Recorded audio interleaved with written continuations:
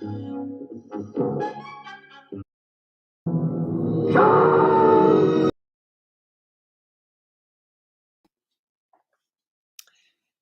ask me why I threw Kirk in there, but every day is Star Trek Day to me, so I guess that's justification enough. Hey, everybody, it's Aaron Live. It's a special last second live stream invading your peace and quiet of your lunchtime. And I'm here to draw. I'm here to draw pictures and, stuff. So let's get the formalities out of the way and get rocking and rolling here, because many of us are on the clock at lunchtime. Me, of course, I'm not, but actually I haven't eaten lunch yet anyway. So this is a pre-lunch for me. Citizen Ronan was the first one in the door here. That gets him absolutely nothing, but we do thank you, Citizen Ronan, for joining us today. Kevin Thomas is here. Sequential Treasures, of course. Of course, he's always plugging Comic Art Convo. Aaron, don't forget. I know, James. It's tomorrow at 4, talking about our favorite inkers, so you want to join us for that. Fox Mulder's here. Leg Kick is here because Leg Kick is almost always here. Prater 7, Mighty Joe, not to be confused with Mighty Joe Young. He's here.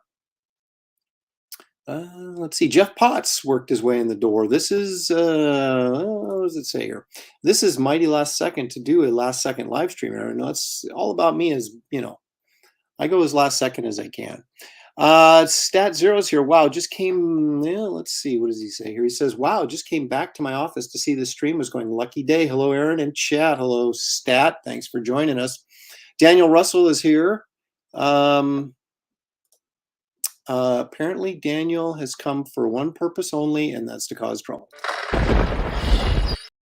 Well, hopefully, that'll clear up any problems we may have. Bill Maxwell is here. Yeah, let's see. Richie Dupe. Hail, Aaron. Hail the chat, and bananas to all, of course. Can't live without bananas, although I'm allergic to bananas, so I'm not someone who's going to be eating them regularly. So, if at all, but I do eat banana bread, because once they're cooked, I can handle it. But raw, like right off the tree, if I was like on a desert island and all I had was bananas, I would starve. I'd have to go like Tom Hanks, and I'd have to get a spear, and I'd have to go fishing, because I would not be eating bananas. Okay, well, there is another thing that we always like to do to get out of the way, and that is a public service announcement.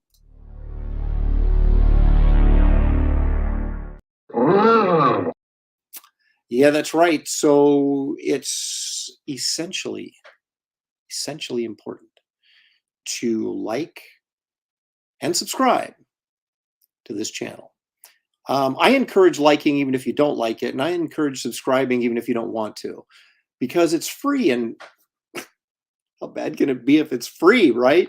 You got to have like low expectations, and I'm here to meet those expectations. So I don't think I have anything else. I would play the Wraith of God Bloodhunters trailer, except every time I do, I get struck, and then I can't monetize my the YouTube video that I put up if I play that trailer. So it's a sad thing. So I have to kind of pick and choose my moments when I'm going to play the trailer. But I will say this. There is a link in the description of this video that'll take you right to Wraith of God Bloodhunters campaign, which is live and active right now. And if you haven't run over there and backed, I would encourage you to do so. And then you can watch the trailer over there, and I won't get struck. So there you have it. I don't know. I thought this stuff was supposed to be copyright free, but they're giving me grief, man. What can I say? So anyway, we're going to draw a page. And when I say we're, I of course mean me. I'm going to draw a page from Wraith of God. A what? A page from Wraith of God, the graphic novel, comic book graphic novel that I'm working on right now. A what?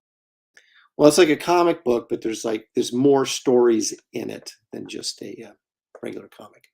All right, enough of that foolishness. I just threw that in there for the fun of it. Okay, so let's switch cameras over to my wonderful Razer Kaio and get to some drawing, and I'll explain what I'm doing. How about snacks? Snacks are the Sunday show. See, you guys, we don't sit around here and eat Doritos all day long. You may think we do, but we don't. We save it for Sunday. Um, I like that. Hit that like button, you ingrates. Oh, Lord Pumpkin would be good, but that's not what I'm drawing today. Although when October starts, I'm going to start drawing monsters because I have a perfect excuse to do it. Although Wraith of God is full of monsters, so this will be the last page that you're going to see of Wraith of God for quite some time. I may show you the splash page to the nightclub story. I may jump ahead and do that just for preview sake. And but I've shown you 3 pages from Wraith of God. We're going to show you this page, and that's probably going to be it. Then we'll be looking at things like drawing Garbage Man trading card, the Kit Carter trading card. We'll look at maybe some more Kit Carter pages, things like that, as we go along, and this campaign continues to blossom. So, Mighty Joe wants to cover D. I'm still waiting on it, Mighty Joe. Kevin Thomas says, Aaron, I managed to come across some sludge issues this week. What was it like working with Steve Gerber? Yeah, what was it like? And actually, Steve was a good guy. Steve was a really good writer. He was a good guy. He was just incredibly unreliable, which I'm not really going to complain about because it allowed me to write several issues of sludge because he didn't turn scripts in. Steve and I disagreed on the concept of sludge. It was his character, so it's kind of hard for me to kind of tell him what to do because I wanted to, there we go, now we're in focus. I wanted to do a monster book, but he wanted to do a crime book. And so whenever he wrote stories, they were centered around crime. And whenever I wrote the stories, they were centered around a monster. So there you go. But he was a good guy. I mean, we didn't have a ton of interaction other than, occasional chat on the phone and what have you. But he's a very nice guy. Very talented. Great writer, that's for sure. And I've always said that I think Sludge was some of the best work he'd ever done. So this is actually the first page to Wraith of God. The vampire pages that are on the campaign page are not the first pages. This is the, like, you open the book, this is the splash page. If you remember, I did this rough, right? And then I light tabled it, cleaned it up, added some things, changed some things, and here we are. The person that bought the perk, all the roughs from all the original roughs that I did for this issue, we'll be getting this along with a lot of other stuff. Now who's? It's my son, because it's lunchtime for where he's at too. I just bought a couple comics on eBay, and he's congratulating me on my buy. I'm not going to share them yet, but I may just make a short video about it. Because everybody keeps telling me, dude, you got to make non-live videos. And because that's how you really grow your channel. So perhaps I'll take that advice from those who know, or at least pretend to know.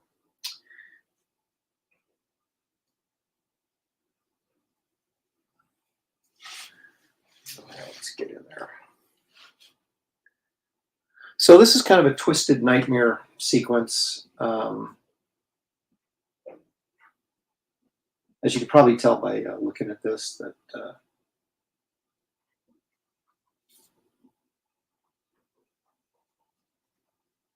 there's something surreal about this. And you'd be right. But that's about as far as I'll go with it. At some point, you got to actually read the book. I don't want to give everything away. Actually, I was pretty proud of myself. I was pretty tight-lipped with the first Wraith of God. And those of you who have read it at this point can understand why now. Um, there isn't quite as many mysteries involved in this particular story, but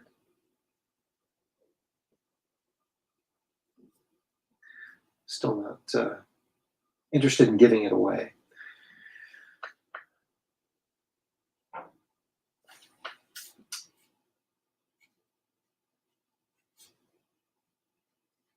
So I want to mention that this Sunday I have Andy Smith and Dennis the Nerd will be joining me and Shelley to talk about Cordrath and other things geek related. That'll be at 5 o'clock Pacific time, so you want to check that out. I'm trying to do a better job of getting a few more guests on.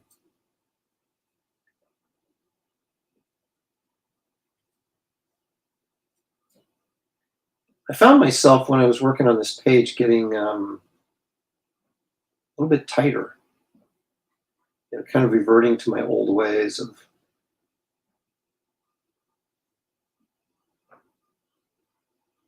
pre-Wraith of God days. And maybe I was starting to feel the pressure for, to match the first issue in quality and such, that I was getting a little tighter, which is exactly what I don't want to do.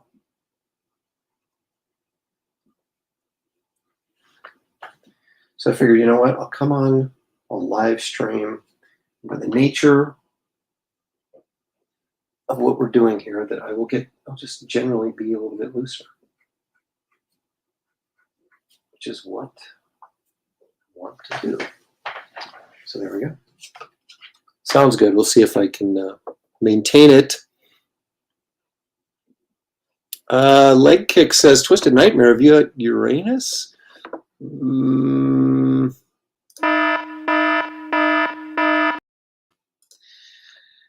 guys are such children. Leg Kick, yes, fantastic book, Aaron. Okay, thank you. Agent Zero Comics says, Wraith of God #1 is so good. Thank you for doing what you do, Mr. Lepresti. Thank you, Agent Zero, for reading what I do. Oh,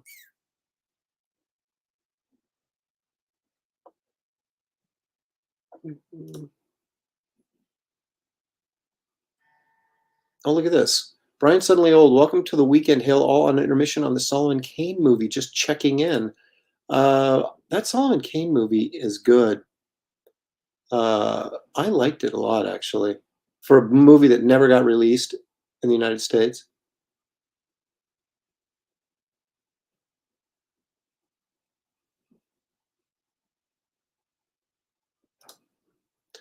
Wraith of God being a ghost story originally, an homage cover to an original writer book would be cool.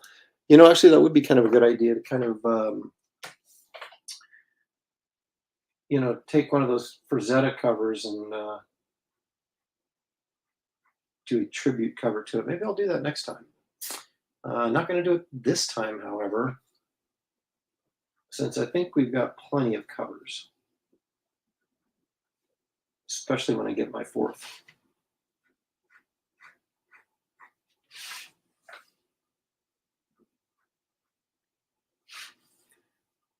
And I say when, not if. I know I'm going to get it because, well, the guy's halfway done with it. I've seen it. And for the amount of money I'm paying him for it, I think he probably wants the money. So I feel like confident I'm going to get it from him. The question is when.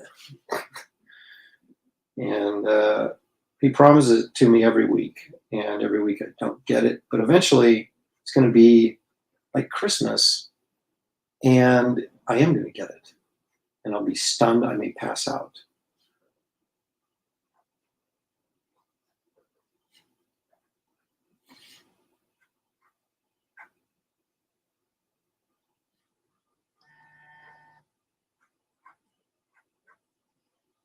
See, I'm already getting that kind of loose, sketchy feel right back into it. It's like the good old days, good old days of a few months ago.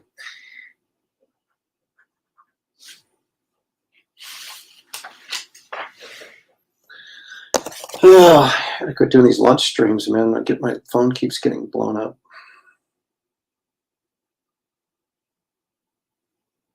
Okay.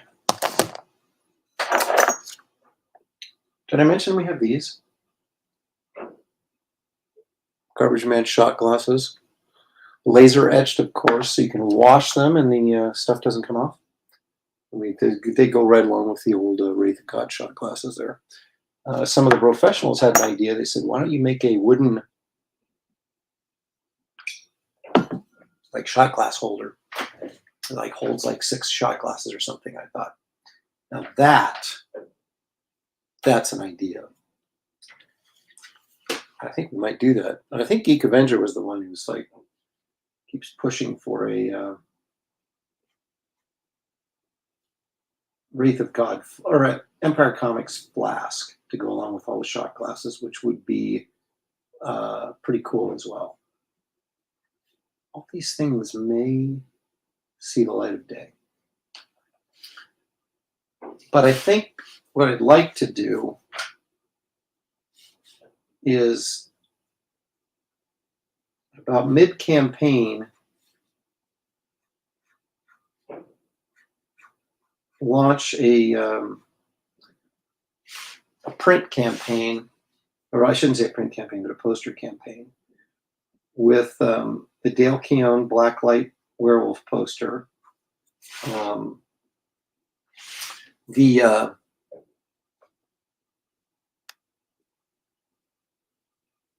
probably a poster of, we're talking like 24 by 36 posters, not like little prints.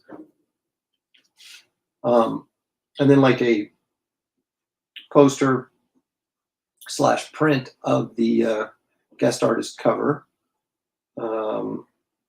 Maybe some smaller 11 by 17 prints of my covers, like the Tomb of Dracula tribute cover. A lot of people like that one.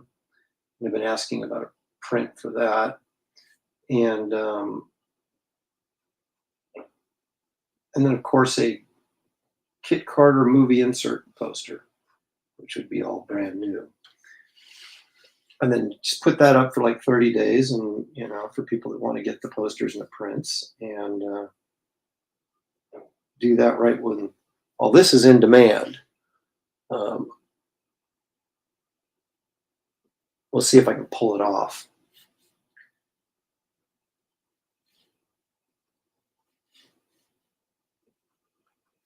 It's really hard to manage that much stuff at one time and get your book drawn. So I may end up waiting until this is done and at the printers, and then I might launch it. That might work better now that I think about it.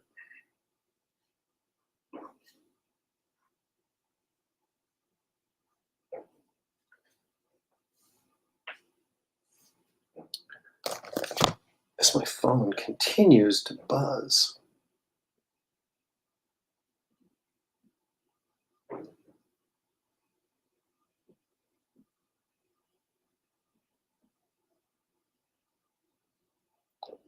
Climate change protester storms the court and lights his arm on fire. I guess that's one way to make a point.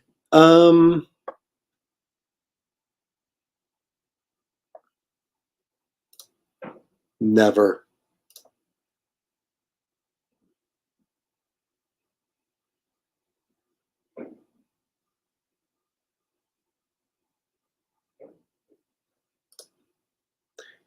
Hey, good. That was the vibe I was going for, man.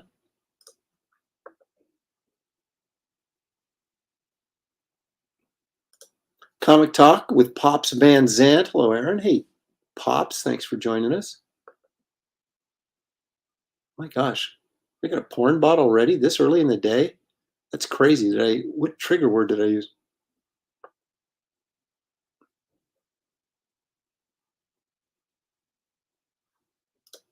This is indeed the first page to the issue.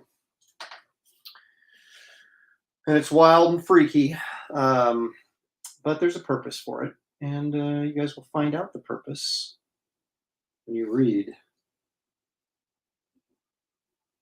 Exciting story, Wraith of God, Blood Hunters.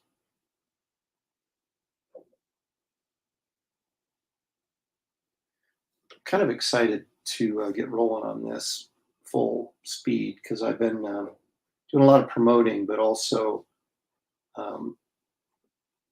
shockingly, someone in the mainstream offered me a cover, and so I took it just to see if anybody's head would explode when it came out and my signature was on it. I'm not going to say what it was because I don't want to sabotage it before it comes out.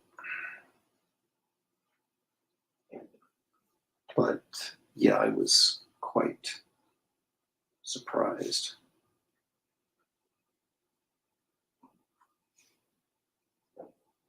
Because everybody keeps telling me I'll never work in this industry again.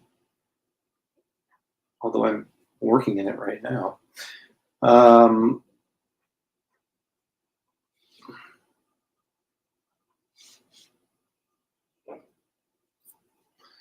So obviously what I'm doing here is I got an 8.0.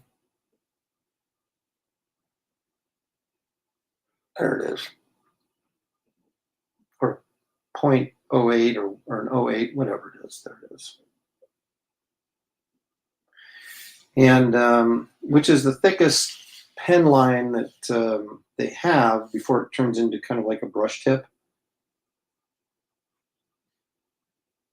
I'm still using it to make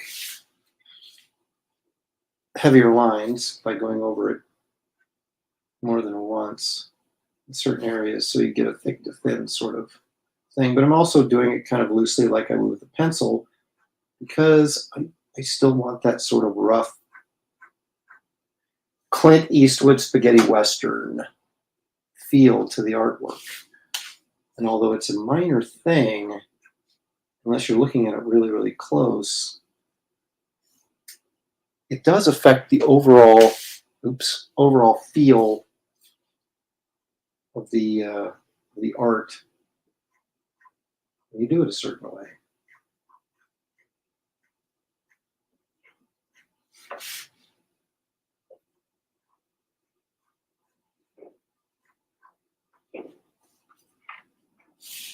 And I wasn't going to have the, oh look, it's like a little man. I wasn't going to have the fingernails do this at first, but then I didn't feel it was surreal enough. And I wanted to make sure that this was very surreal and bizarre looking. So I went ahead and made the fingernails. And as you can see down here, the fingers, you know, get sort of, and of course their mouths and stuff are big and stretchy. Because I want you to open up the book and go, what the? And so kind of had to push it a little bit more. Not exactly Salvador Dali, but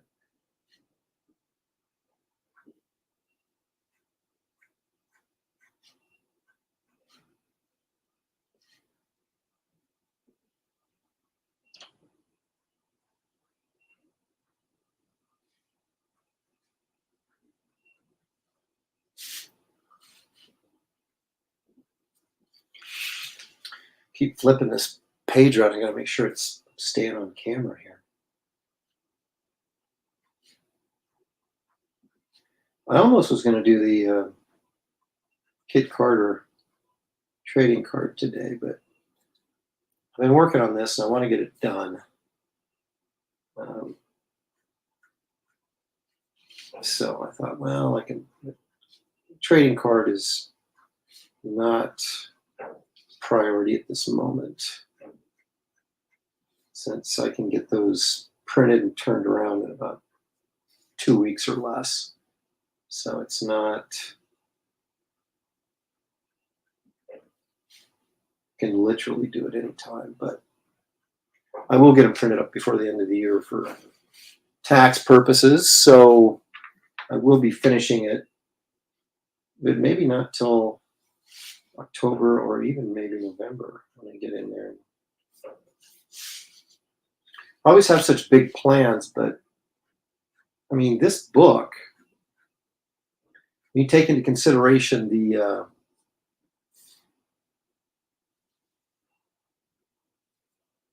not only the Wraith story, but the Garbage Man backup story,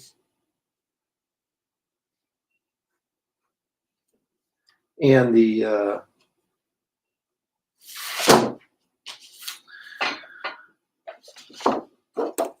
nightclub story, and then of course once, not if, once we hit 100,000, the Kit Carter story gets added. So we're looking at a 100-page book.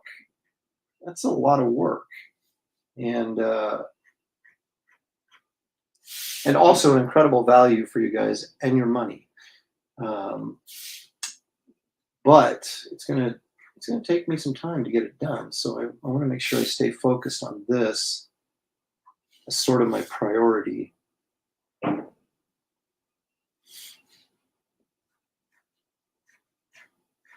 the ancillary things I will kind of squeeze in on the side. But I will be live streaming me drawing the trading cards.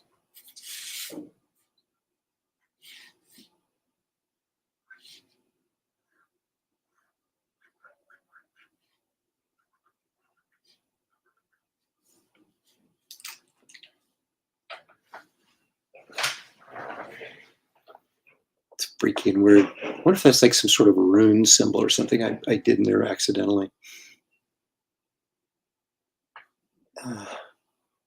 My son keeps sending me these headlines. This is one Babylon Bee. It says, Biden tearfully gives Queen one final sniff. Oh, it's not funny. I mean, it's funny, but yeah, you know, don't want to make light of the Queen passing. Geekview Tavern, that is our friend Dave Ulbrich, former publisher of Malibu and Ultraverse Comics. If you have not checked out his YouTube channel, which is Geekview Tavern, check it out.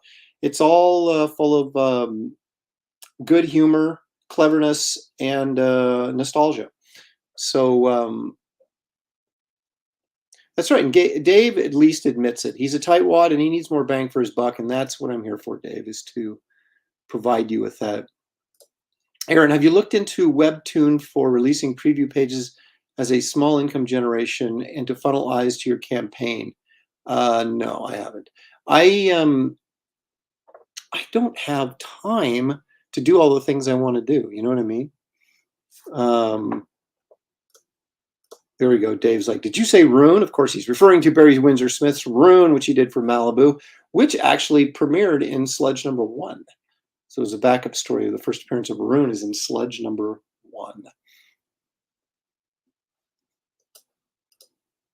Yeah. Leg Kick has a problem, and his problem is he thinks he's funny today.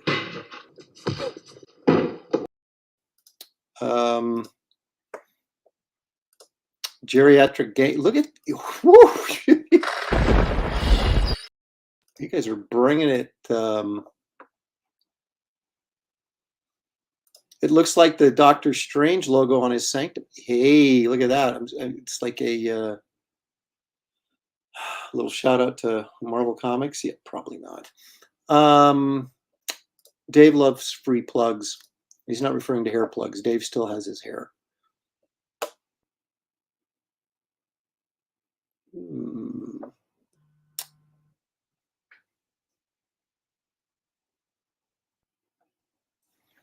Alrighty. I always, especially when I'm doing this book, I'm never quite sure what I want to do in terms of shading. So I'll just go in and basically do the outlines of everything, and I'll put some detailing in there. But um, like this, what I'm working on right now, this cape or the top to his duster, whatever you call those flaps on your duster. I mean, this is all going to be black, but I put these little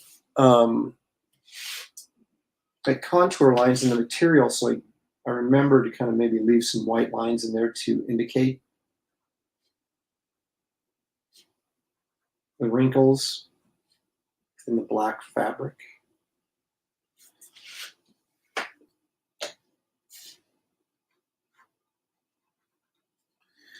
I think I'll probably put this page up for sale too on the campaign page at you can't do it very often, obviously, because you don't want to. I am going to sell some pages from this book, but you don't want to put them out there before the book's out because you don't want people to know what's going on before they read the book. But since I'm already showing you this, and I'll post it on the campaign page as another preview page. I will put it up for sale, gosh darn it, because I'm a capitalist and I'm not afraid to admit it.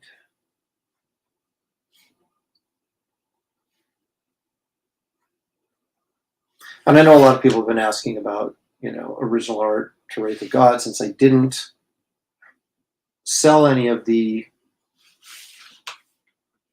pages from the first issue. I am going to on the second issue.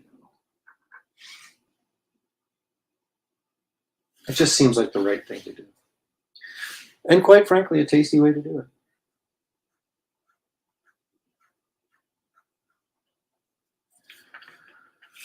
Oh, I got to tell you, man, it's a lot more liberating and free-flowing to work with these pens as opposed to the uber control required to properly use a brush to ink with.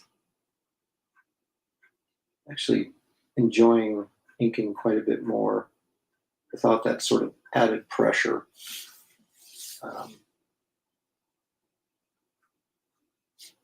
That using a brush brings. Again, this all interior is going to be on these sleeves. It's going to be black, but I'll indicate these wrinkles in here, and then they're my guides to put white lines in there, if I so choose.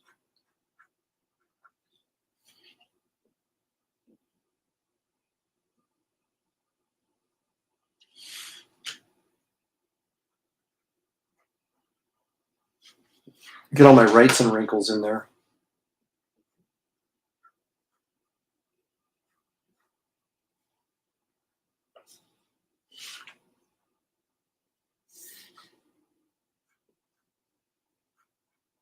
Just going to tell Gabe to kind of go all freewheeling psycho on this, since it is a surrealistic dream sequence type thing. So can have a little fun with the colors. Of course, if I tell him that, he'll probably do something that I can't stand, and then I'll be like, change it. So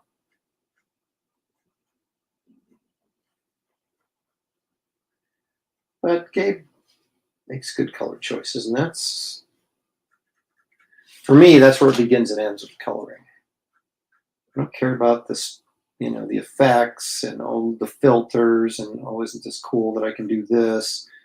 If you're not making good color choices, you are not succeeding. All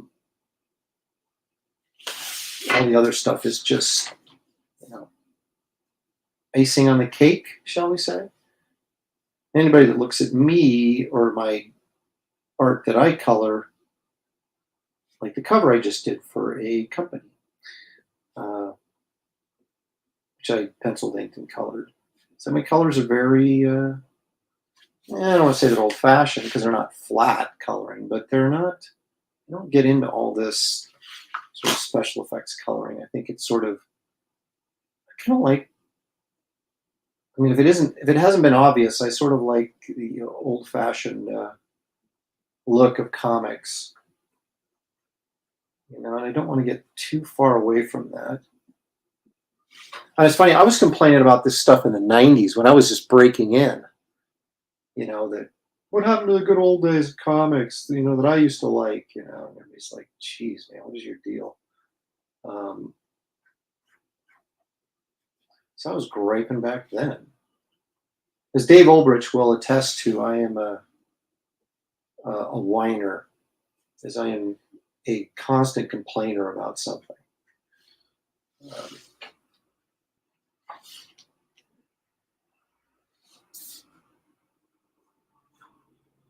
but at least I can admit it.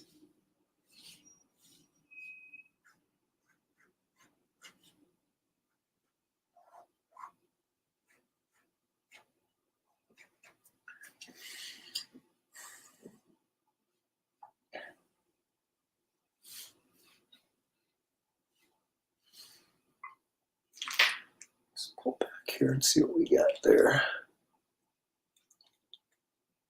That's going to be a pretty cool piece, actually, I think, when I get it done. What? Seriously? What's with the porn bots? You didn't complain about the Mongolian barbecue. What was I just talking about? Why would you say that? Oh, that's right, because I'm a whiner. No, I didn't, because that was excellent. Dave insisted that we go to this place.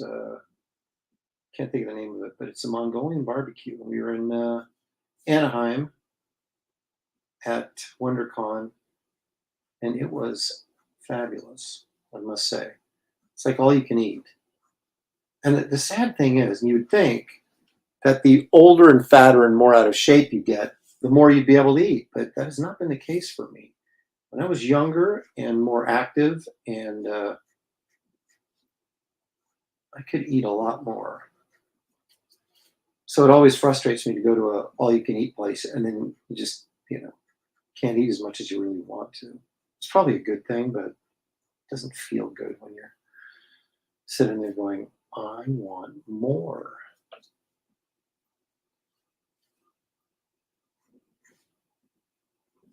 And I have to say, I've only had Mongolian barbecue once since then. And we have a place here locally near where I live. It's okay, but it wasn't great. I mean, it was good enough to go. I mean, it was still, Mongolian barbecue, but it wasn't as good as the place Dave took me to. Dave, what's it called? Fire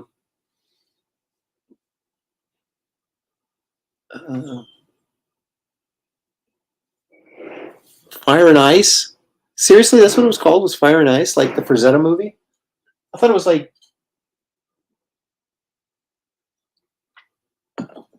I don't know. I thought it was like a chain. Good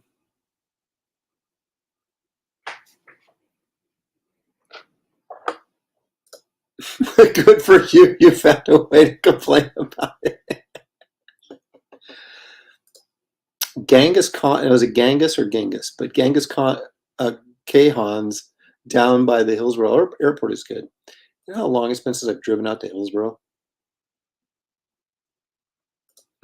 The porn bot post here and gets, the stronger sequential treasures gets. Oh my gosh, that's hilarious. Yeah, I haven't been out to Hillsborough in like forever.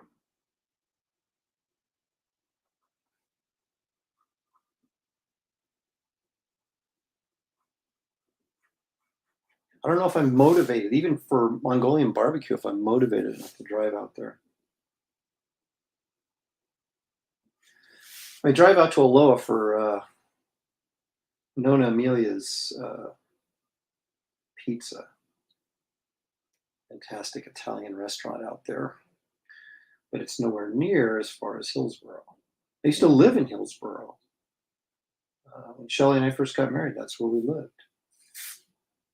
But not anymore.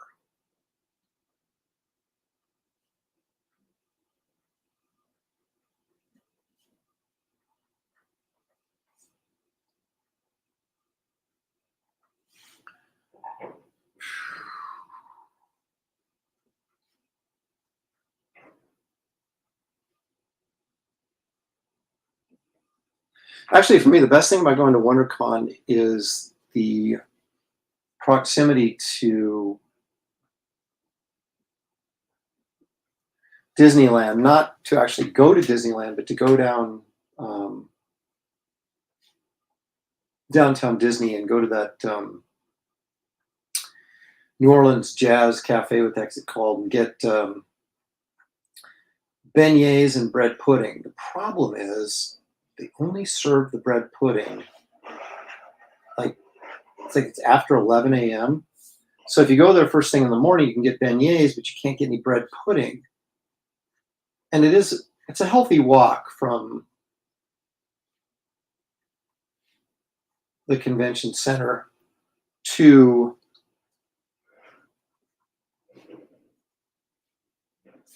downtown Disney. So it's like you need like an hour to be, you have to like go an hour before the show starts. So it's not exactly convenient to say in the middle of the show, go, oh, it's 11 o'clock. I'm going to get my bread pudding. I guess you can go in the evening, right? After the show and get the bread pudding.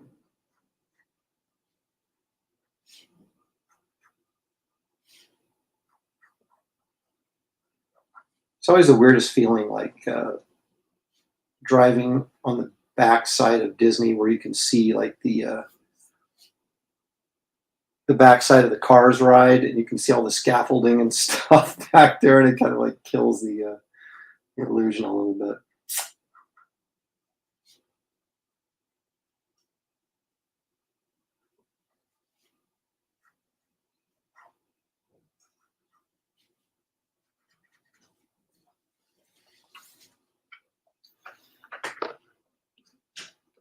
Had to be very careful with his hand not to have those fingers intrude upon his crotch. I don't want to send the wrong message.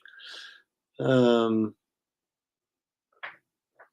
it kind of does. See, Dave's like, I wish my thumb bent that way. Well, it's a bit of an exaggeration, but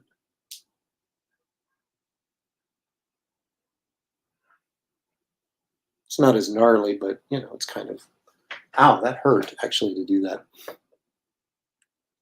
See, that's exactly what I was trying to avoid. But Dave, see, I shouldn't have brought it up.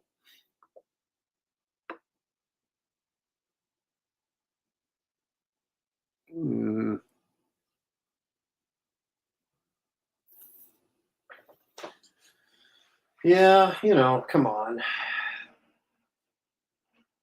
You gotta have a little fun with the gnarly old fingers. I seem to recall one time seeing I think it was an Uncle Creepy drawing that Wrightson did, where Uncle Creepy had 4 joints in his fingers instead of 3. That was pretty entertaining.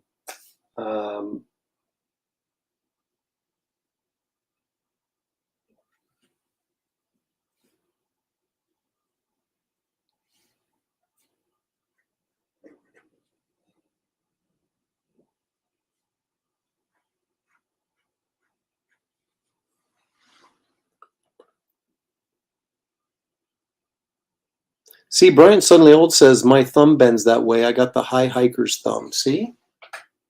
You just have to have the right thumb, and this vampire arm has the right, or hand has the right thumb.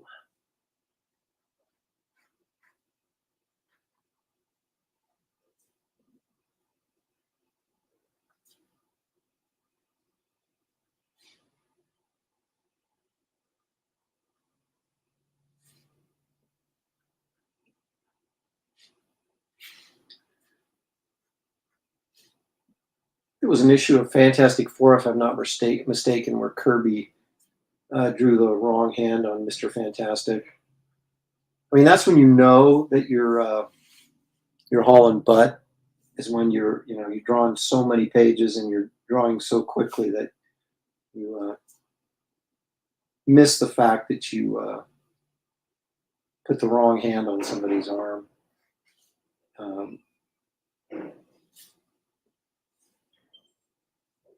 And by the wrong hand, I mean It's not like he put the thing's hand on his arm, but I mean, he put this like his right hand on his left arm, or his left hand on his right arm, something like that.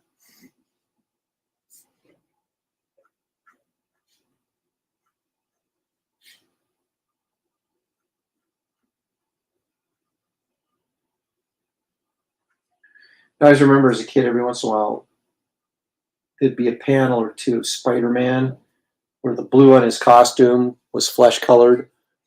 Um,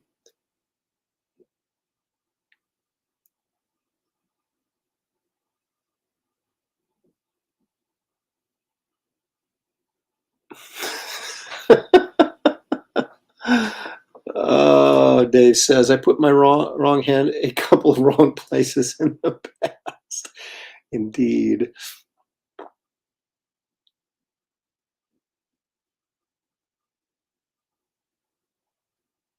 Hey, Christina Lynn is joining us.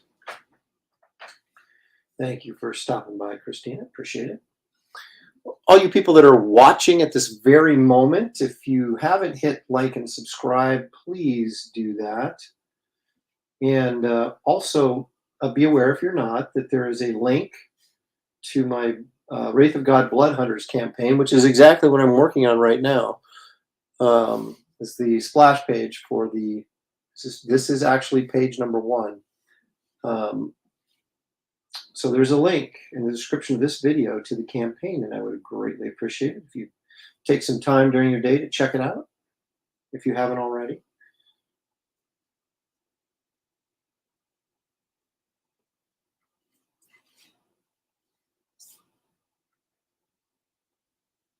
You can kind of get carried away putting veins and stuff, you know.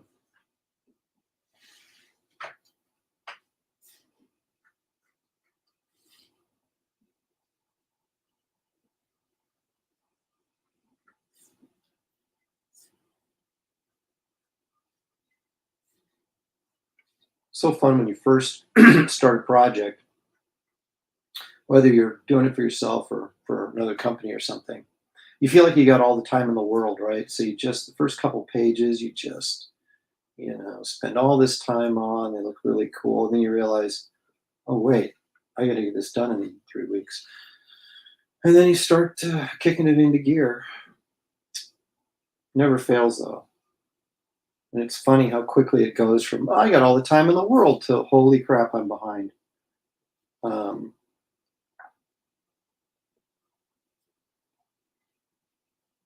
and no matter how you do it, whether you're self-publishing or you're working for somebody else, there is always, well, if you're responsible, there's always a deadline. And it always comes up. And it always comes up faster than you'd like it to.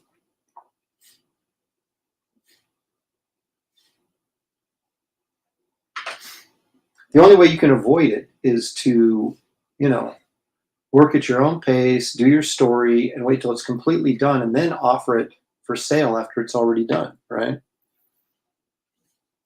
But not a lot of us have deep enough pockets to pull that off.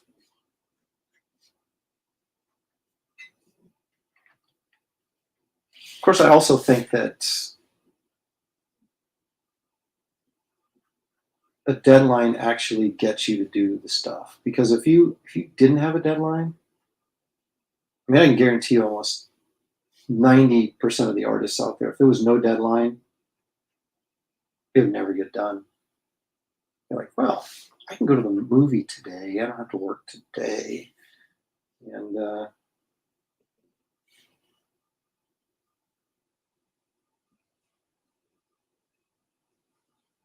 also being married and having bills, and add some kids to that, that motivates you too to get work done.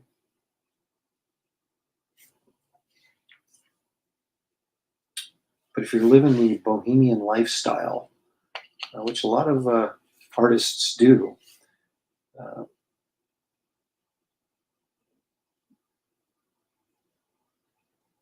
you kind of go at your own pace.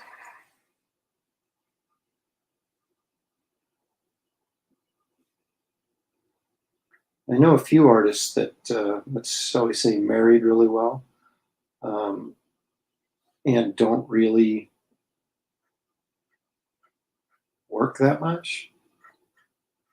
But when they draw something, it's just like, holy crap, it's so cool. It's because, well, number one, they're talented. I'm not going to take that away from them. But boy, when you have an entire lifetime to draw a picture, you can make it pretty good.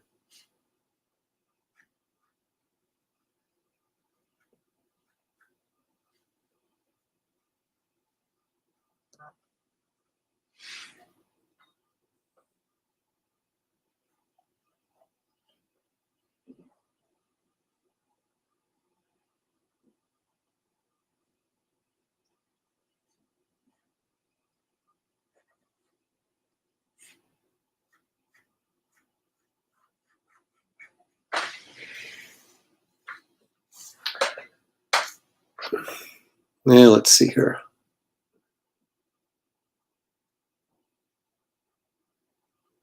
Let's see. Jeff Potts says, last night on Drawn and Quartered Fan Edition, we did an H.R. Geiger night. There were really some good drawings on it. Ew, Geiger's creepy weird. Didn't he kill himself?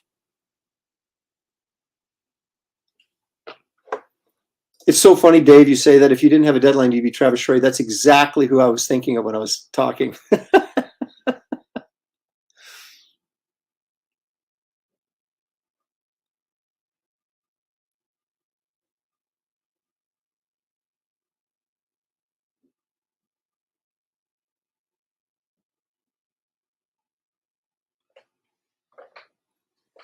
Can anybody verify that Geiger killed himself, or did he just die like a heart attack or something? Because I think he died young. I really sticks in my mind that he killed himself.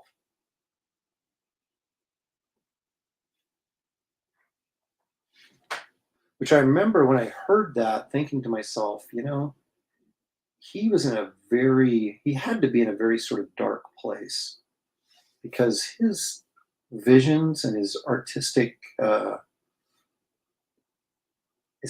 visions were really weird and twisted. I mean, he created a heck of an alien, I'll give him that.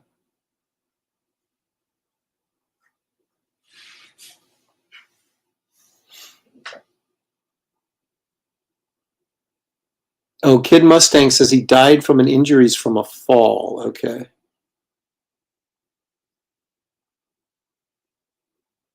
Geekview Tavern says if you omitted the cyan in Spider-Man's blue, you would that then be the color of flesh. Oh, I see. Well, that explains it, because I could never figure that out as a kid. I mean, obviously, I knew it was a coloring mistake, but I couldn't understand why it would be flesh tone.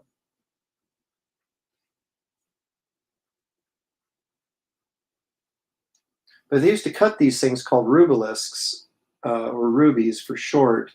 They're these red sheets of film, and they would cut out the different colors for the printers to make these different color layers that would then print over the top of each other to form whatever color the comic book was. I mean, that's old style for color process.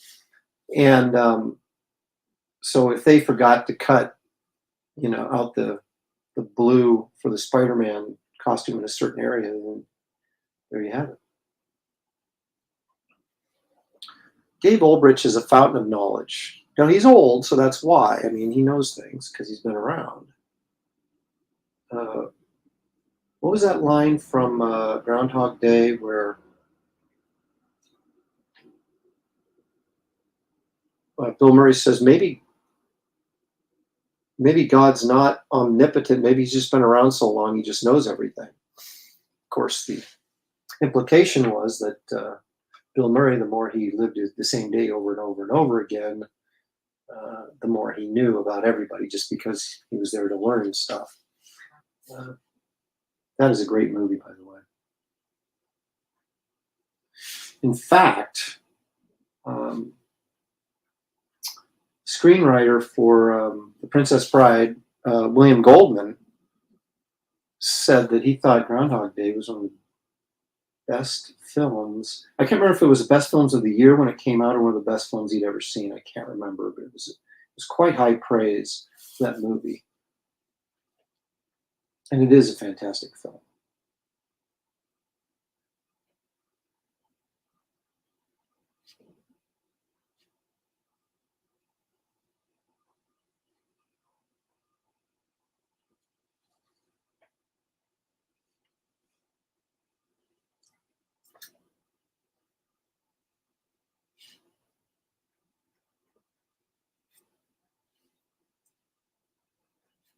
Keep again putting all these wrinkles in here, and then I realize, oh yeah, that's going to be solid black. But again, it gives me a template to go by to leave some white highlights in there.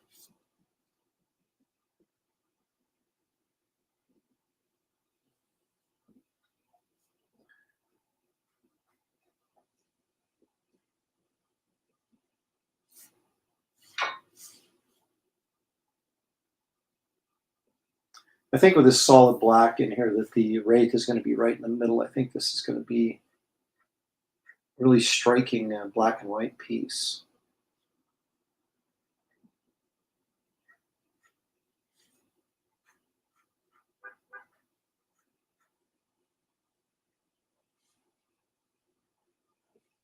So I have people ask me about doing a, like a black and white version of Wraith of God.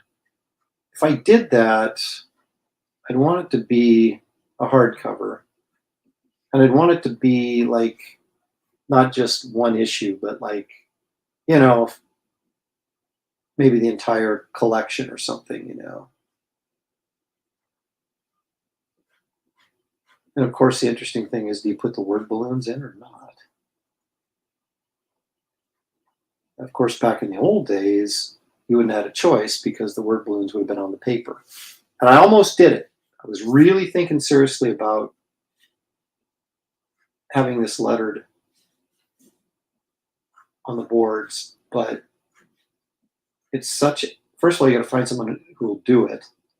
There's not a lot of people left. There are some, but I tend to change my scripts a lot right up to the last minute sometimes, and that would be kind of hard to do once they've been lettered on the board. Going, ooh, let's change that. Let's drop this word balloon or whatever. It just seemed like the more I thought about it, the more of a pain in the butt it was going to end up being. And plus, having to ship all the original art to a letterer.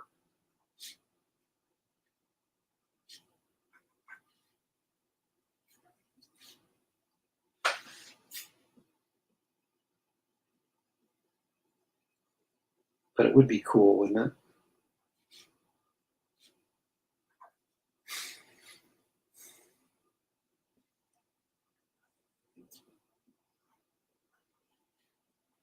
That's somebody that was at the Rose City Comic Con, despite Scott Kurt's best efforts to keep me from going. I was there, and somebody came up, and it's always funny because you always run into somebody at these shows that the whole process is new to them. And they were asking about, they were surprised to see that the word balloons were not on the original art that I was showing. And so we got into a discussion about that. And,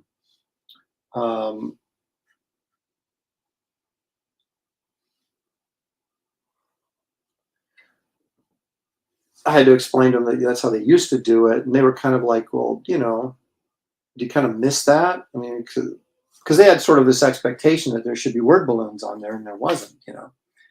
And of course, I said, well, there's pros and cons to that. I had a letterer once who, so that the art wouldn't get in the way of his lettering, he erased a ton of area around the word balloons so that he could put in his lettering. And he erased half of the drawing in the panel, which was completely unnecessary. And that really irritated me because then I had to go back in and repencil it and then ink it.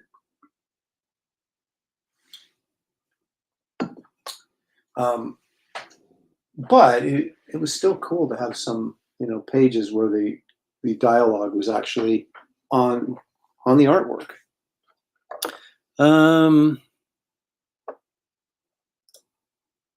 When drawing, do you approach your art style differently with newsprint? I don't think anybody even actually prints on newsprint anymore. I mean, I suppose they can, but well, you can't. You got to be careful.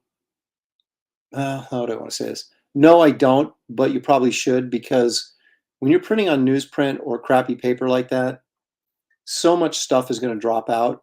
And so you can put all this work into something, and then you can end up with a bunch of broken lines and stuff that doesn't reproduce or closes up. But I don't know that I ever saw anybody ever. I mean, I think Buscema and guys like that, they weren't super high detail artists anyway, but they probably didn't do it like that because they didn't want to look like crap. But then guys like Barry Smith and Bernie Wrightson, they were getting printed on newsprint, and they just went hog wild on that stuff and said, if it doesn't print great, too bad, because they still have the originals.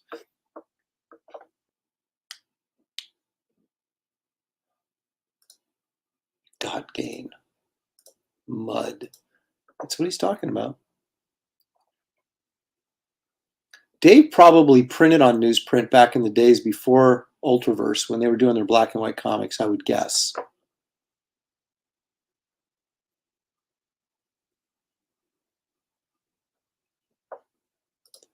Well, that's the Stan Lee method, right? Cover up all the artwork. Yeah, but the thing is, Dave, you don't. I mean, it'd be less work in the inking stage, obviously, but I don't know. I never really knew. I don't really have a good eye for how much. I always think word balloons are going to take up less space than they actually do sometimes. So I'll see that, and that's the great thing about the digital. I'll go in and edit my own dialogue. So that word balloon's way too big. I got to be able to say what I need to say in less words, so it doesn't cover up as much stuff.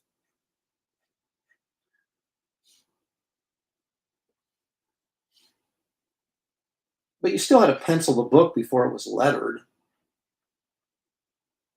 So it was always kind of hard to know exactly. I mean, it saved the anchor time. I don't know if it saved the penciler any time, though, really.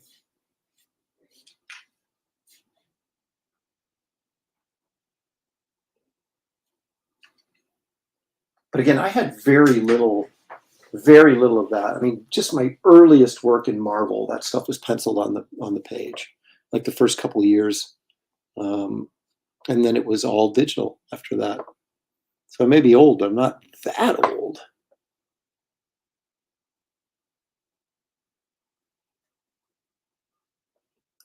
HR has some very interesting comments. You are a really good drawer, well deep in knowledge. That I see. Those I like. I like that. All right, Brian, thanks for joining us. He's back to Solomon Kane.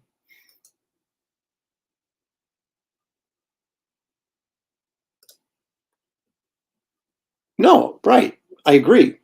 We agree, Dave, that the anchor is going to, you're going to save time in the inking stage.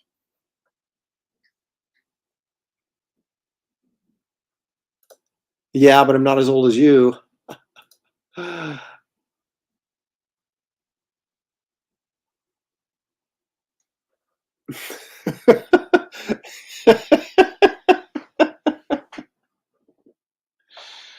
Oh my gosh. That's true when I'm talking, but when I'm writing, I use the word economy very well, quite frankly. So that I totally agree with. Like I loved, creepy and Warren or any creepy eerie, any Warren magazines, even like the Savage Sword and Savage Tales stuff. Um,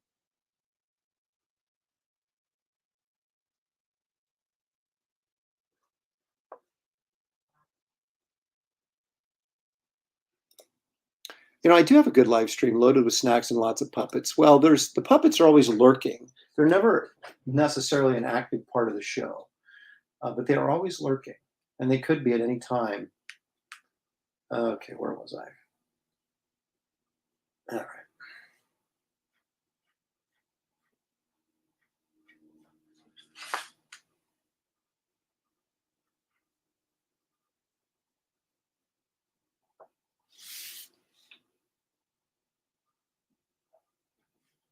if I had a letterer like in-house kind of thing, I'd do it. But just shipping stuff back and forth anymore, it seems so archaic, doesn't it? You know, we used to live off FedEx. Get the pages out FedEx. You know, and we're always racing against the deadline, the FedEx deadline, to get the pages out so that they would get to, you know, Marvel or DC or Malibu on time. And it's like putting them in a box. I mean, I guess I don't like blue line inking. I mean, let's be honest, it kills the original art market, and you can't ignore that as part of your potential income. And so I would always mail my pages out to Matt Ryan, who was inking me, or, you know, occasionally someone like Norm Rapman or Danny Mickey if I was working with him on a different project, a smaller project. Now, but see what happens is, Norm Rapman ripped me off. I had him ink my. I did one of the last two things I did for DC were, I did a Snickers ad with Shazam, and I did a what do you call those frozen? Dang it! I always do this. Popsicles. I did a Wonder Woman like strip for the back of the popsicle box. Those are the last two things I did for DC, which are actually a lot of fun. So I had Norm inked the Shazam thing, and I wanted the pages back because I'm a big Shazam fan. Well, Norm is a big Shazam fan as well, and so he has now for 2 years, possibly at least 2 years. It might have been 3 now. But that was before the pandemic, so 3.5 years. He's been forgetting to send me those pages back. So I call thievery on him, and if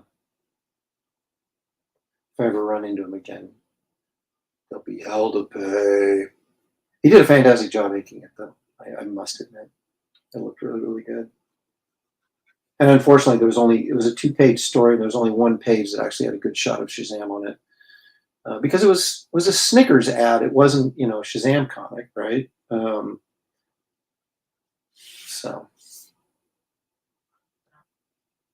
So Norm has accidentally stolen my Shazam pages. Someday.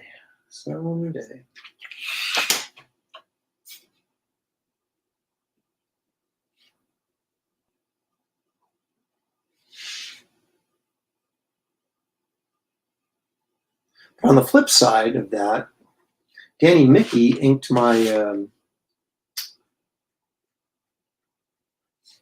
If you have the Garbage Man trade paperback, there's a pinup, which I've showed on this stream and other streams many times, of Garbage Man that I drew and Danny inked. And he just, holy crap, it's just like, it's next level type stuff. It's just amazing. And he sent it back to me when he was done, and I tried to pay him for it, and he wouldn't let me pay him. It was like, oh, you can do something for me sometime. And I'm like, all right. But so I still feel guilty about that because he did such a wonderful job on it. Southpaw 16, $4.99 super chat. Thank you so much. It's got a little Conan avatar there. Hi, Aaron. Can't wait to get Wraith of God 2. No, it's a long shot, but any idea how I might find the first one? Love your work. Yeah, you can contact me. I have a few left. They're available in the campaign, so you could, if you've already backed Wraith of God 2,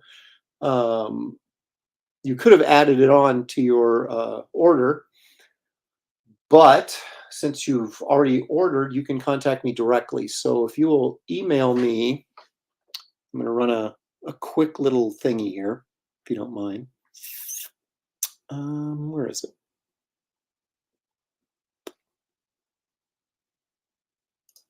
Is that it? Yeah, that's my 3 levels of information. There's the most important. My email is at aaron@aaronlopresti.com. My website is www.aaronlopresti.com, and my PayPal is aaron@aaronlopresti.com. So not overly complicated, but if you have to be able to spell my name correctly. So that's how you can get in touch with me about getting a Wraith of God graphic novel, the first one, if you did not get it off the campaign. So there you are. And thank you for the $4.99. Appreciate it very much. Dave doesn't want to know anything about my little thingy. Okay, keep it to myself then. That's right. Don't make it look too easy. Everyone will think they can do it. And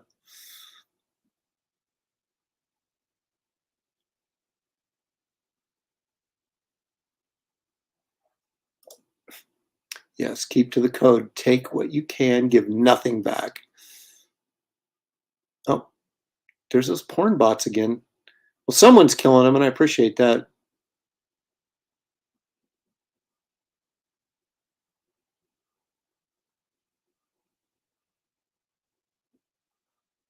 This is very mysterious. Sitting in absolute perfection. Yeah, I'm that old. I crave it now. So go and invest it like a king.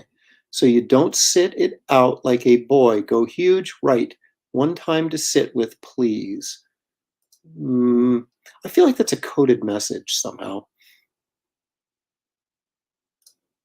Yeah, I did that. I had Kit Carter phone cases for a while on there's a website, I guess it's still around, called Zazzle. It's like print to order type stuff. And they take your images, and anybody can go on there and order whatever, and then they'll print it up and send it out to you. So yeah, I do have some. I have a Kit Carter puzzle laying around here too, someplace.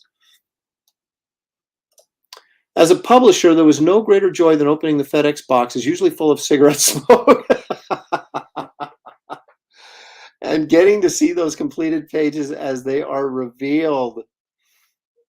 That's funny because when I worked at when CrossGen was going under, and I was working at CrossGen and working for Marvel at the same time, I was drawing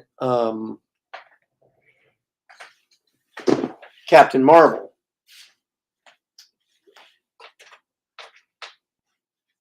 The white-haired Captain Marvel, which was the son of Captain Marvel. This is way before Carol Danvers became Captain Marvel. But anyway, it was shot from my pencils, okay, because it was a book that wasn't selling well. So they eliminated the inker. And so my pencils had to be like, super tight. So what I did was, much like when I worked on Amethyst for DC, which was also shot from my pencils, but I would do pretty detailed layouts on 11 by 17 paper. And then I would light table those onto an artboard and then try to keep them as tight and clean as possible, so that they would print almost like they'd been inked, right? And that was a very difficult process. And I did that with Amethyst as well. And yes, I still have a ton of those 11 by 17 layouts, if you will. But anyway, I didn't want the pencils to smear. So I sprayed them all with fixative, okay? Now here's the thing, that fixative, you can get higher than a kite on that fixative, right? So it's like you do not want to be spraying that in a closed environment. So I'd go out in the garage or whatever, open the garage door, put on a mask, and spray the fixative like crazy all over these pages. Then I have to let them dry. Well, the problem is, even though they were dry, they still smelled like fixative. So, but I couldn't, sit around and wait for the fixative smell to go away. these pages had to be sent in. So I would load them up in a FedEx box and close it up and send it off to New York. And then, I had the editors complain to me that they would open the box in the office and it would just be these fumes from the fix-it. It would just pour out everywhere and really stink up and intoxicate the whole office. So I only did 4 issues of Captain Marvel, but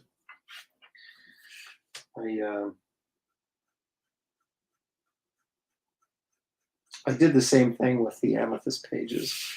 Although, well, actually, that's not true. I did it only before I sold them, because the Amethyst pages I scanned and sent in, or sent to the colorist. But when I was doing Captain Marvel, that was before. It wasn't before scanners, but scanners were still relatively new. We were still kind of doing things the old-fashioned way. So that was pretty good times. And then even after they scanned them and sent the originals back to me, they still smelled. So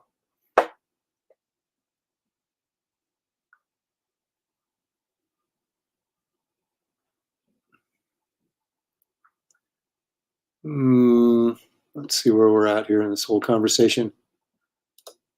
Peter David wrote the Captain Marvel issues.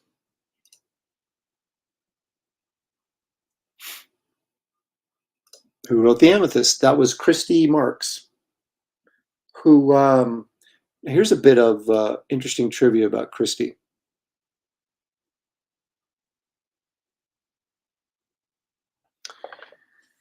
She, if you remember, and I actually have some of the artwork,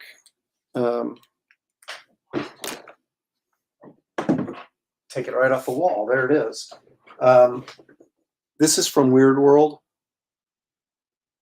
Look at my ring light reflecting in the glass in its glass frame. Okay, this is Buscema ink by Nebrez, hand painted on the board by Peter Ledger. Christy Marks used to be married to Peter Ledger. Peter Ledger, I guess many years ago, was killed in a car accident, which I didn't know. And I was talking to Christy about him. I didn't even know that. We were talking about fantasy stuff, and the Weird World stuff came up, and I was talking about how much I loved that stuff. And then I was like, yeah, he says, I don't know what happened to Peter Ledger. He did that thing, and then I don't remember ever seeing him do anything else. And she was like, yeah, well, I used to be married to him, and he died in a car accident. I was like, holy crap, do I feel like an idiot. But yeah, so she was, Christy Marks was married to Peter Ledger back many years ago. She actually had a fire a couple of years ago at her house. I think she lived in Northern California, but don't quote me on that. And she had a GoFundMe going because they lost everything. The whole house burned down. And that was the last I had heard about her. Of course, we were spreading the word to try and get, people to help her, donations and stuff. And she actually, I think, raised a decent amount of money, but I don't know beyond that. I don't know where she's at or what she was doing. I know she did a lot of writing for gaming before she did Amethyst. But she had a really good story, and I'm sorry that was one of the hardest jobs I ever had to work on, because I was world building, visually creating all this stuff that had never been seen before, and doing it all as pencil art without inking. So again, I was doing these layouts, detailed 11 by 17 layouts, and then light tabling them on the board and cleaning them up, and so they could be shot again from my pencils. It was really a lot of work, but it was really gratifying too, because I'd never done anything like that to that scale, and also to creating environments like that. That's never been I never felt was one of my strong suits. So I really challenged myself, and I thought I came up with some pretty cool stuff in that. So all in all, it was a really good experience, even though, of course, the book sold like crap and it got canceled after 7 issues. And she had to write an abrupt ending, which wasn't anywhere where she was going with the story. So I felt kind of bad for her, because there's nothing worse than being a writer and then having your book canceled out from underneath you when you've got, say, 12-issue story that suddenly becomes a 7-issue story. I mean, that blows.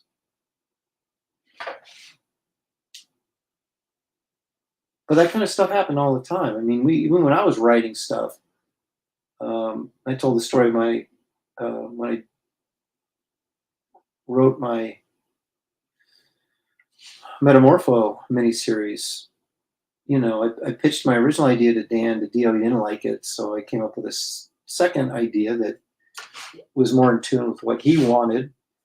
And so then I got it, got the script written. It was looking, I thought it was pretty good. I thought, okay, this isn't what I wanted to do, but this works pretty well. So I was feeling pretty good about it. And then he goes, we need you to add Kanjuro to the story. And I'm like, Kanjuro? Why?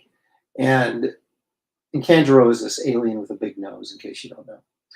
And because he was like, well, because it's part of this is going to spin off into this metal thing they were doing. You remember that for DC. And I don't even know if they actually ended up using Metamorpho like they said they were going to.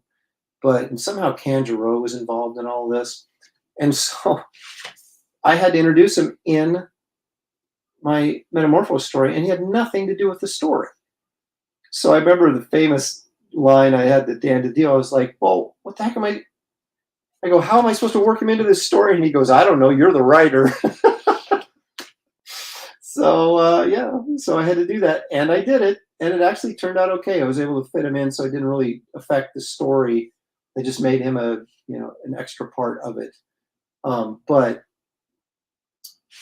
that kind of crap happened all the time. And the same thing happened with Christie on Amethyst. She had to start working in Eclipso. And don't ask me why. I can't remember. But they were going to use Eclipso for something, and they felt like, well, they had to reintroduce him, and it made sense because they kind of looked at him as sort of a fantasy character, and we were doing fantasy with Amethyst. And so she had to rework everything she was doing because she was trying to do this whole Game of Thrones type thing. And suddenly, Eclipso becomes a part of that, and it's just like that kind of stuff. And it doesn't seem to make any sense, right? But that's the kind of stuff you had to do all the time when you're writing for one of these major companies, because there's always some sort of crossover event coming, and then somehow, even if you're off in a corner someplace working on a character that nobody cares about, somehow it'll get incorporated into this crossover thing, and you've got to rewrite your script. Same thing happened to Gail Simone on when we were working on Wonder Woman. That Rise of the Olympians thing needed to end up being worked in, which she had no intention, I don't think, of ever doing. But that's the way it goes. See, the only person to tell me to add stuff on my stuff is me.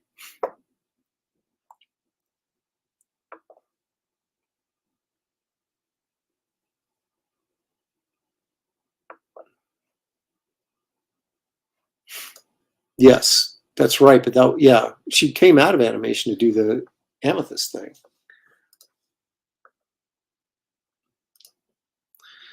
No, it really doesn't. But you'll have to read the book to see how it happens. What happens? Well, that's good to know, because I'd heard rumors, but apparently Dave Ulrich was never married to Peter Ledger or Christy Marks. So, I went back and forth with the original green costume. I kind of dug for a while, then I thought it was stupid, and then I kind of dug it for a while, and then I would probably have to say Starlin's take on Captain Marvel was my favorite, because I don't like Carol Danvers as Captain Marvel. I prefer her as Ms. Marvel.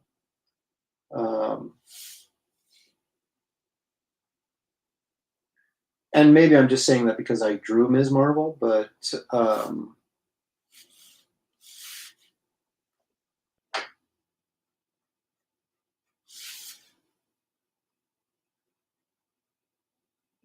And the Captain Marvel I did do, the one with the white hair, the son of Captain Marvel. I thought he was kind of cool looking with the white hair too. So I wasn't opposed to him, although I didn't really know that much about the character. Like I said, I only did those 4 issues.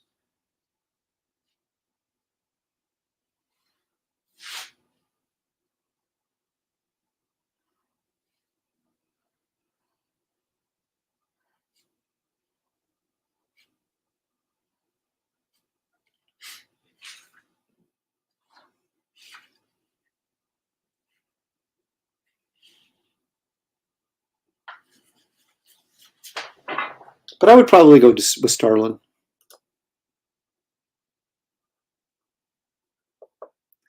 Now, see, I don't know about that. I mean, yeah, nobody draws elves and stuff like Plug, but Buscema, I thought, did a really nice job handling that stuff. Dave. Um,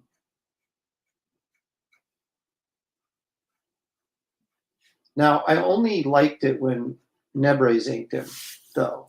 Marie Severn inked him on some of the ones that appeared in like uh, there was a couple weird world stories in the Marvel black and white magazines that she inked over Buscema that lacked the punch that Nebrez gave his stuff. But I also have an original Plug page up here from the Marvel Premiere 38 from that Weird World story. And that was inked by Nino, which is really cool. Because then you got Plug inked by Nino. I mean, how often did that happen? I don't think it ever happened other than that one time.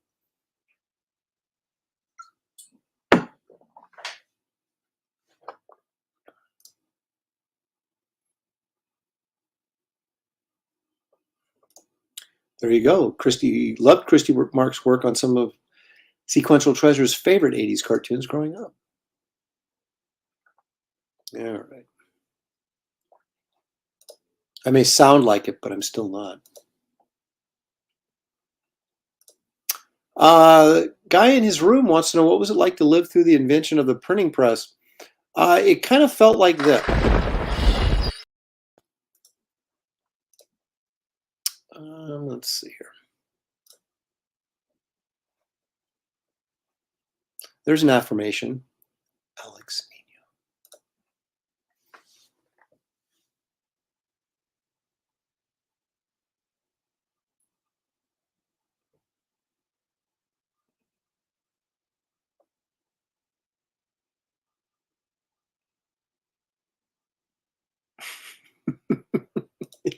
Let's ask my mom. Good old mother. She's in the other room, actually. I had her bagging comics yesterday, if you can believe that. Already preparing to for this campaign.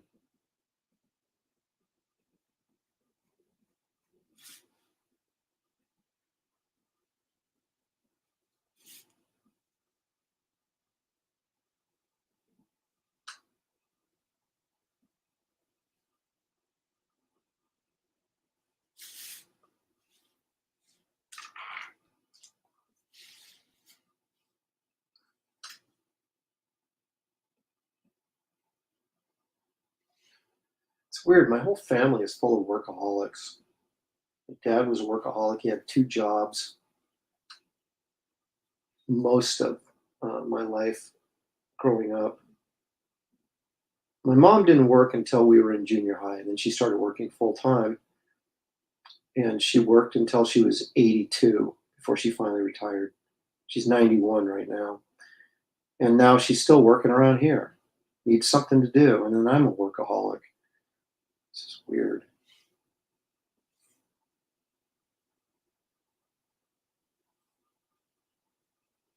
So I literally, if I, like on Saturdays, I'll watch painfully Nebraska football and some other college football. And, it takes about 4 hours to get through a college football game. And I feel so guilty having, spent 3 hours in front of the TV, 3.5 hours or 4 hours in front of the TV and not doing anything productive. It's weird.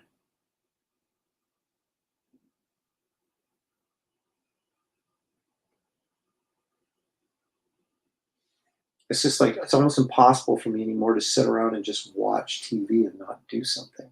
Because I keep thinking, yeah, I can watch Casablanca, which was on last night, by the way. And I said, I can watch this, but the 2 hours worth of work I won't be getting done. And so I ended up working while I was watching it. We went and visited my daughter at college last spring. I'm probably going to do it this year too. But it was like we were there for, I don't know, 3-4 days, and it was like I'm not working for like 4 days. I think I have a problem.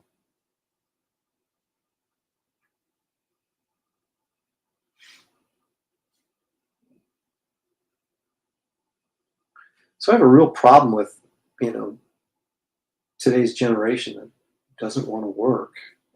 I'd rather have, like, can you imagine? I don't know, maybe you're young, but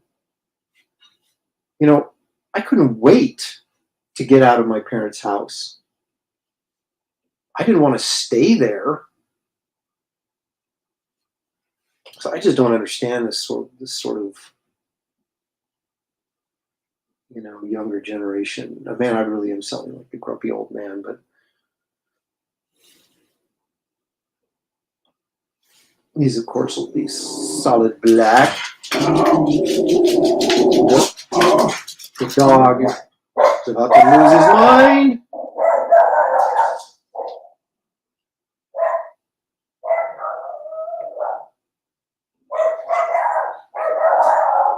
Apparently, someone's delivering something to our front door, which makes my dog go nuts.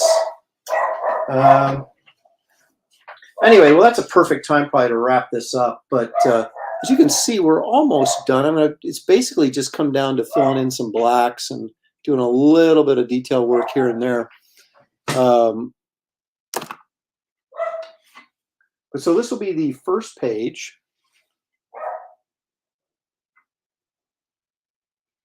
To Wraith of God Blood Hunters. That's what it looks like, not whacked out of perspective. A lot of that background is going to be filled in with black from his cape and coat that are just going to be swirling around.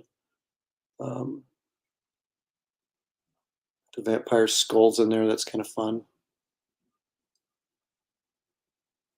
So anyway, if this doesn't like motivate you to back Wraith of God Blood Hunters, I don't know what else will.